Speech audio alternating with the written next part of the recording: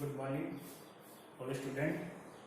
तो देखो, पिछली क्लास में अपन ने देखा था कि विश्व के अधिकांश देशों में लोकतंत्र है और लोकतंत्र में एक सरकार होती है जो जनता द्वारा प्रत्यक्ष या अप्रत्यक्ष रूप से चुनी हुई होती है और उस सरकार के तीन अंग होते हैं: व्यवस्थापिका, कार्यपालिका और न्यायपालिका। और तीनों के अलग अलग कार्य होते थे। व्यवस्थापिका जिसका काम है कानून का निर्माण करना, दूसरा कार्यपालिका जिसका काम है कानूनों को लागू करना और तीसरा न्यायपालिका जिसका काम है कानूनों की रक्षा करना। ये सभी देशों में होते हैं। जहां भी लोकतंत्र है वहां ये सरकार के तीन अंग हैं, तीनों के अलग अलग कार्य होते हैं। अब अपन चलते हैं भारत में। भारत में मैंने बताया था कि व्यवस्थापिका को इस नाम से जाना जाता है, संसद के नाम से। यानी भारत की व्यवस्थापिकाओं को अपन क्या कहते हैं? संसद। यानी भारत में कानून निर्माण करने वाली संस्था कौन है? संसद। तो आज अपन को संसद में पढ़ना है। तो देखो, संसद भारत में दो सदनात्मक है।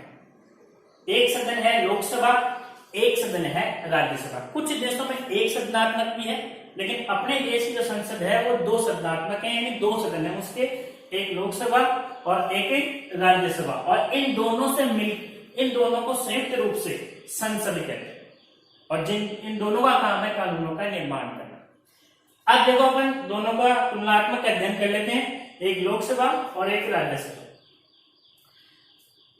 लोक सदस्य संख्या पहला टॉपिक अपना इसमें रहेगा। दोनों का तुलनात्मक अध्ययन करेंगे, लोकसभा और राज्यसभा का। पहला टॉपिक अपना रहेगा सदस्य संख्या, यानी कितने सदस्य चुने जा सकते हैं इसमें। पहले आ जाओ अपने सबसे पहले लोकसभा। देखो, लोकसभा में अधिकतम सदस्य संख्या हो सकती है 552, यानी लोकसभा में कुल कितने प्रतिनिधि चुनकर जा सकते हैं? 552 अधिकतम, हाईएस्ट। लेकिन वर्तमान में 545 है। लेकिन वर्तमान में उन सदस्यों की संख्या 545 है, जिसको अपन निम्न प्रकार से देख सकते हैं: 530 13 प्लस 2। अपनी जो आज जो लोकसभा है उसमें टोटल सदस्य की संख्या कितनी है? 545। वैसे हो कितनी सकती है अधिकतम? 552। अब देखो, ये 545 है, उसमें से 530 सदस्य तो 29 राज्यों से चुनकर गए। हालांकि अब तो 28 राज्य हो गए, जम्मू कश्मीर चेंज हो गया, लेकिन वो उस समय की 2000 उसकी बात करें तो 29 राज्यों से 530 सदस्य चुन के जाते हैं। और 7 जो उस समय केंद्र शासित प्रदेश थे, अब तो चेंज हो गए, 9 हो गए, तो उसमें से 13 थे और 2 राष्ट्रपति द्वारा मनोनीत किए जाते थे। 2 राष्ट्रपति द्वारा मनोनीत, और वो कौन होते थे मनोनीत? आंग्ल भारतीय, जिसे अपन एंग्लो इंडियन भी कह सकते हैं। एंग्लो इंडियन का मतलब ये होता है माता और पिता में से एक विदेशी, चाहे माता हो चाहे पिता हो, और उनकी जो संतान होती है उन्हें कहते हैं एंग्लो इंडियन या आंग्ल, यानी माता पिता में से एक विदेशी होता है, उनकी जो संतानें होती हैं उन दोनों की, वो आंग्ल भारतीय कहलाते हैं। तो ऐसे 2 व्यक्तियों को भारत का राष्ट्रपति किसके लिए मनोनीत करता है? लोकसभा के लिए मनोनीत करता है। 13 सदस्य 7 केंद्र शासित प्रदेशों से आते हैं और 530 29 राज्यों से आते हैं। इस प्रकार टोटल कितने सदस्य आ गए? 545 सदस्य जो आज लोकसभा में है, आज वाली स्थिति। तो ये तो हो गई। अब देखो, एक चीज और देखो इधर, ये मनोनीत और ये जो सदस्य हैं ये निर्वाचित हैं। ये सदस्य कैसे हैं? निर्वाचित, क्योंकि ये जनता द्वारा चुनकर गए हैं। ये 29 राज्यों की जनता ने चुनकर भेजा इनको 7 राज्यों की केंद्र शासित प्रदेशों की जनता ने इनको चुनकर भेजा है। तो ये तो कहलाते हैं निर्वाचित सदस्य। और जो राष्ट्रपति है वो आंग्ल भारतीय के रूप में अपने मन से चुनता है, उसे कहते हैं मनोनीत सदस्य। तो अपने लोकसभा में ये 543 तो निर्वाचित सदस्य हैं और 2 मनोनीत सदस्य हैं। मनोनीत सदस्य राष्ट्रपति द्वारा चुने गए हैं आंग्ल भारतीय के रूप में, और ये जनता द्वारा अप्रत्यक्ष रूप से चुने गए हैं। अब चलते हैं अपन राज्यसभा में। तो ये तो क्लियर हो गया कि अपने लोकसभा में वर्तमान में 543 सदस्य है। अब चलते हैं अपन राज्यसभा में। राज्यसभा में अधिकतम सदस्य संख्या हो सकती है 250, लेकिन वर्तमान में उसमें भी 245 सदस्य संख्या है, जिसमें से 233 तो 29 राज्यों उस समय के आधार पर बता रहा हूं और 7 केंद्र शासित प्रदेशों से चुनकर गए, और 2 वही राष्ट्रपति, 12 सदस्य वही राष्ट्रपति द्वारा मनोनीत। जैसे आपने देखा कि लोकसभा में राष्ट्रपति 2 सदस्य मनोनीत करता है, वैसे राज्यसभा में राष्ट्रपति 12 सदस्य मनोनीत करता है। अब प्रश्न ये उठता है कि कौन से मनोनीत करता है?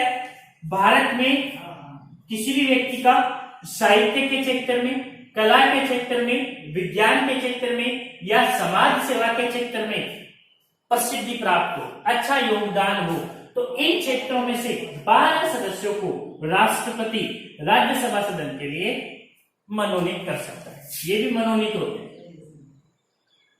ये भी मनोनीत सदस्य होते हैं। तो भारत का राष्ट्रपति राज्यसभा के लिए 12 सदस्यों को मनोनीत कर सकता है, जबकि लोकसभा के लिए 2 सदस्यों को मनोनीत कर सकता है। लेकिन ये 12 सदस्य आएंगे कहां से?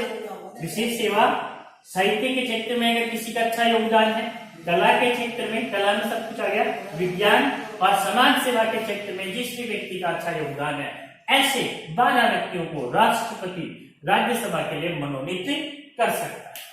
तो इस तरह से टोटल 233 प्लस 12 245 सदस्य वर्तमान में अपनी जो राज्यसभा है उसमें उपस्थित है या उसकी सदस्य संख्या है। तो ये पहला अंतर हो गया सदस्य संख्या के आधार पर।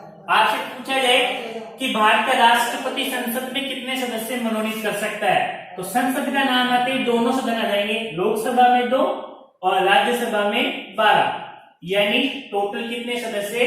14 सदस्य भारत का राष्ट्रपति मनोनीत कर सकता है। अलग अलग पूछे भाई, लोकसभा में 2, लोकसभा में 2, राज्यसभा में पूछे तो राज्यसभा में 2, 12। लेकिन अगर संसद के बारे में पूछे तो संसद में भारत का राष्ट्रपति कितने सदस्यों को मनोनीत कर सकता है?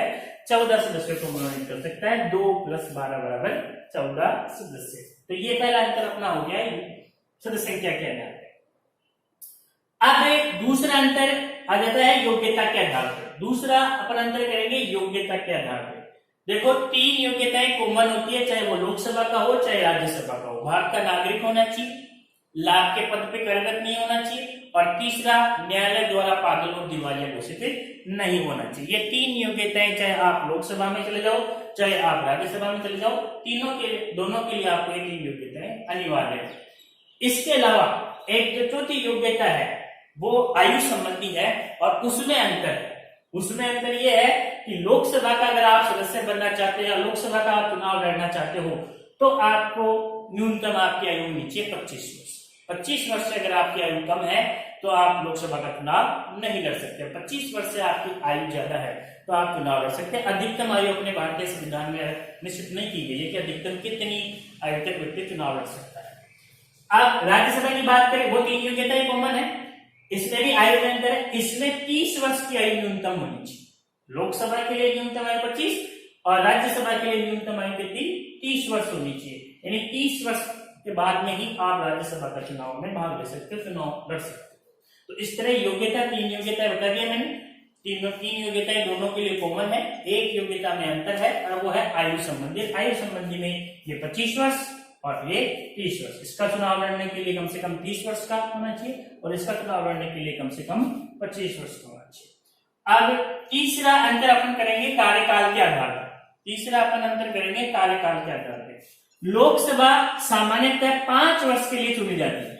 लोकसभा के सदस्य सामान्यतः 5 वर्ष के लिए चुने जाते हैं। जैसे 2014 में चुनाव हुए थे, उसमें के बाद 2019 में चुनाव हुए हैं, तो ऐसे 5 साल का कार्यकाल होता है। लेकिन सामान्यतः फिक्स नहीं कि भाई 5 साल का कार्यकाल, क्योंकि लोकसभा एक अस्थायी सदन होता है। लोकसभा एक अस्थायी कार्यकाल सामान्यतः 5 वर्ष का हो सकता है, लेकिन कम और ज्यादा भी हो सकता है।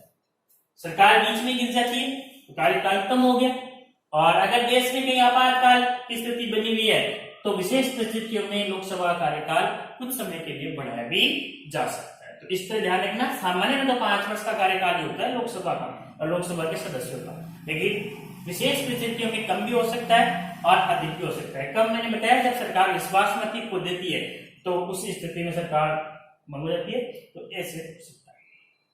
अब इसमें आओ, ये एक स्थायी सदन है, यह एक स्थायी सदन है। इसका राज्यसभा का कार्यकाल नहीं होता, बल्कि राज्यसभा के सदस्य जो होते हैं उनका कार्यकाल होता है 6 वर्ष। एक बार कोई व्यक्ति अगर चुन के जाता है तो 6 वर्ष तक अपने पद पे, न इसमें कम हो सकता है, न इसमें ज्यादा हो सकता है, इसकी तरह फिक्स है 6 वर्ष तक वो व्यक्ति रहेगा। ये एक स्थायी सदन है और इसमें ऐसा सिस्टम बना रखा है कि प्रति 2 वर्ष बाद इसके 1/3 सदस्य सेवानिवृत्त होते रहते हैं, उसकी जगह नए सदस्य चुनकर जाते रहते हैं। ऐसा इसमें रोटेशन सिस्टम चलता रहता है। तो इसके सदस्यों का कार्यकाल हो गया 6 वर्ष और इसका कार्यकाल हो गया 5 वर्ष। अब आगे चलते हैं अपन चुनाव पद्धति में। अगला चौथा अंतर अपन करेंगे लोकसभा में, राज्यसभा में चुनाव पद्धति के आधार पर। लोकसभा के चुनाव में आपको सबको पता है व्यस्क मताधिकार के आधार पर होता है, यानी जो भी 18 वर्ष की आयु से अधिक है वो व्यक्ति इन चुनाव में भाग लेता है, वोट देता है और अपने प्रतिनिधि चुनकर लोकसभा में भेजता है। जनता द्वारा प्रत्यक्ष रूप से मतलब उनको प्रतिनिधियों को चुनाता है। जबकि राज्यसभा की चुनाव जो पद्धति है उसका नाम है आनुपातिक प्रतिनिधित्व की एकल संक्रमणीय मत पद्धति। इसमें इस आधार पर, क्योंकि इसमें जनता प्रत्यक्ष रूप से भाग नहीं लेती, इसमें जनता अप्रत्यक्ष रूप से भाग लेती है। अब आप पूछोगे कैसे? अब जैसे राज्य की विधानसभा है उसमें प्रत्यक्ष चुनाव होते हैं, उसमें आप लोग सदस्य चुनकर भेजते हो और फिर वो विधानसभा के सदस्य यानी एमएलए वो चुनकर भेजते हैं राज्यसभा के सदस्यों को। इन विधानसभा के सदस्यों को चुना जनता ने प्रत्यक्ष रूप से और इन एमएलए या विधानसभा के सदस्यों ने चुना राज्यसभा के सदस्यों को। तो इस तरह से इनके चुनाव क्या होते हैं? अप्रत्यक्ष होते हैं और इनके चुनाव की विधि का नाम है आनुपातिक प्रतिनिधित्व की एकल संक्रमणीय मत पद्धति। तो ये